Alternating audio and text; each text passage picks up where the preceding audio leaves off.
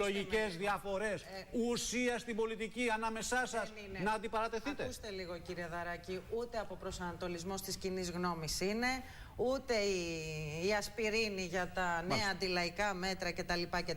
Διότι εκτός από μια νεοφιλελεύθερη ευρωζώνη και μία, στο πω έτσι, επιλογή του παγκόσμιου κεφαλαίου που μας οδήγησε χώρες στη φτώχεια, τη λιτότητα και το καθεξής, στο εσωτερικό της χώρας είχες και μία δημοσιονομική κρεπάλη, την οποία δεν μπορείς να παραγνωρίσεις. Μιλάνε τώρα στη Νέα Δημοκρατία για λάσπη στον ανεμιστήρα, έγινε και όλο αυτό με την ΕΡΤ εχτες. Εγώ το Σάββατο, για παράδειγμα, άκουσα σε εκπομπή της ΕΡΤ τον κύριο Άδωνη Γεωργιάδη να λέει όλα αυτά τα τραγελαφικά περί του ταξιδιού στην Disneyland.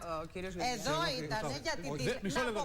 Να σταματήσουμε εδώ αυτή τη συζήτηση. Όχι, δεν θα τη σταματήσουμε. Θα ήθελα να πω δύο λόγια, όπως είπε και η κυρία συνάδελφος. Το είπα, απαντήσατε. Αποκαλεί τον Πρωθυπουργό παλιόπαιδο, να λέει ότι θα καταθέσει ερώτηση, κατέθεσε για αυτά, τα οποία όλα αυτά διαψεύστηκαν. Και θα έκανα μια σύσταση πολύ ευγενική. Θα έκανα μια πολύ ευγενική σύσταση, εκτός του να καμηλώσουν οι τόνοι, να ανανοηματοδοτήσουμε, κυρία Σιμακοπούλου, όχι εσείς προσωπικά, το κόμμα σας, τι σημαίνει δημόσια χρήση του λόγου. Τι σημαίνει προπαγάνδα, διότι θεμιτό να λέγονται τα περί Disneyland και εδώ πέρα στην ΕΡΤ, αλλά είναι αθέμητο π.χ. να λέμε για το πόθεν έσχες τη συζύγου του κυρίου Μητσοτάκη, το οποίο δεν είχε δηλωθεί και έχει κατατεθεί και σχετικό αίτημα στην αρμόδια επιτροπή της Βουλής. Είναι αθέμητο να λέμε για τα μαύρα ταμεία της Ζήμες ή για τον κύριο Καχανίων, για τον οποίο 11 χρόνια δεν είχε πληρωθεί. Θα τα πείτε και στον κύριο Καμένο αυτά, ο οποίος έλεγε για τους Ροτσίλντ ότι είναι οι τοκογλύφοι. Έχουμε και το βίντεο στο διαδίκτυο σήμερα, κυκλοφορεί παντού. Τώρα, στον κυβερνητικό σας εταίρο και συκοφαντούσε τον κύριο Δένδια ότι του στήριζε.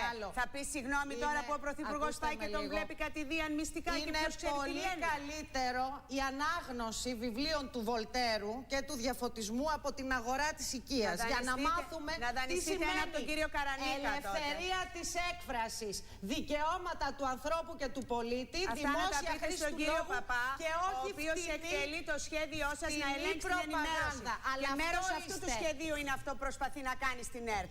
Και ούτε εμείς θα το επιτρέψουμε αυτό. Αγορές πολυτελώς χωρίς να ξέρουμε, 10 Παπασταύρου και Λουκέτο στην ΕΡΤ. Και το μαύρο στην ΕΡΤ που εσείς ρίξατε. Αυτό είναι η Νέα Δημοκρατία.